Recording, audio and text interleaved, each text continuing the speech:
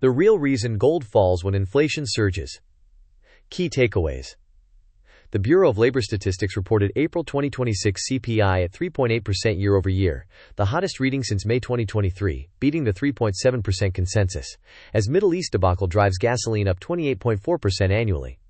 Gold fell 1.5%, not despite the hot print, but because of it. Higher inflation forced traders to reprice the Federal Reserve toward rate hikes, lifting the U.S. dollar index (DXY) and pressuring gold. Real wages turned negative for the first time in 3 years, per the BLS real earnings release. The purchasing power of every dollar in savings is eroding at 3.8% per year. Gold fell 1.5% to $4,665 on May 12, 2026. That same morning, the Bureau of Labor Statistics reported April CPI at 3.8% year-over-year, the hottest reading since May 2023. If that feels like the wrong direction, here's the mechanism. A hot inflation print doesn't automatically lift gold. First, it goes through the Federal Reserve. And right now, that chain runs the other way. Gold spot price chart showing 30-day uptrend from $4,520 to above $4,750, followed by a 1.48% drop to $4,665.59 on May 12, 2026, following the April CPI inflation report. Why does hot inflation push gold down? When inflation beats expectations, traders immediately reprice the Fed's next move. Before today's print, markets expected no rate cuts in 2026. After the 3.8% reading, however, CME FedWatch data, as of May 12, 2026, showed traders pricing a roughly 30% probability of a rate hike by December 2026.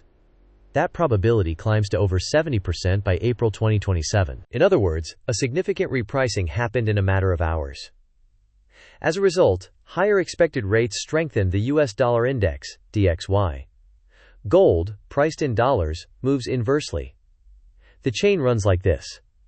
Hot CPI equates to hawkish Fed repricing equals stronger dollar, which in turn equals gold sold off. In short, this is futures market positioning, not a verdict on gold's long-term role. The most important market insights, Fed updates, and global trends. Everything investors need to make smarter, safer decisions. Is this the beginning of an inflation problem? April's 3.8% reading is the second consecutive acceleration, per the Bureau of Labor Statistics CPI release, published May 12, 2026.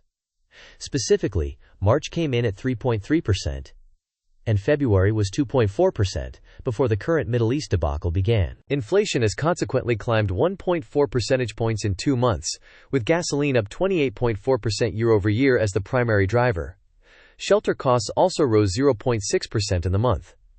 Part of that may reflect a statistical timing adjustment in BLS rent data collection following a government shutdown in the fall of 2025, not a clean new surge in rents.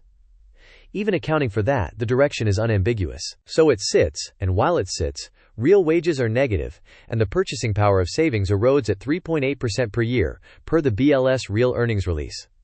Isn't gold supposed to be an inflation hedge? It is, over time.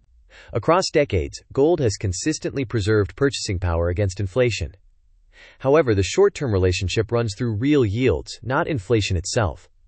Real yields are what you earn on treasuries after adjusting for inflation. When an inflation surprise pushes traders to expect rate hikes, nominal treasury yields rise faster than inflation expectations. As a result, real yields move up, dollar assets look more attractive, and gold gets sold. That's exactly what happened today. So a single CPI print can push gold lower even as the long-term inflationary case for holding it deepens. That's not a contradiction, it's simply a different time horizon. The second corner. The turning is in sight, say the analysts. Today's sell-off is a positioning event. Traders who were long gold into the CPI release got squeezed when the print forced hawkish repricing. That's the noise. The signal is this: inflation at 3.8% and accelerating. Real wages in negative territory. A Fed that can neither cut nor credibly hike. Gasoline up 28.4% annually. No resolution in sight on the geopolitical front. Furthermore, the dollar's purchasing power is eroding at a pace the Fed cannot stop without breaking something else. Gold didn't fall today because the inflation story weakened. Instead, it fell because the short-term rate trade moved against it. Those are different things. And confusing them is how long-term holders get shaken out at exactly the wrong moment. What to watch, and watch it carefully. The PCE deflator, the Fed's preferred inflation gauge, is due later this month. A reading above 3% would reinforce the no cuts in 2026 baseline and likely push Fed watch hike probabilities higher. Watch $4,600 as near-term support for gold and track the DXY for early signals on where the dollar-gold relationship goes from here.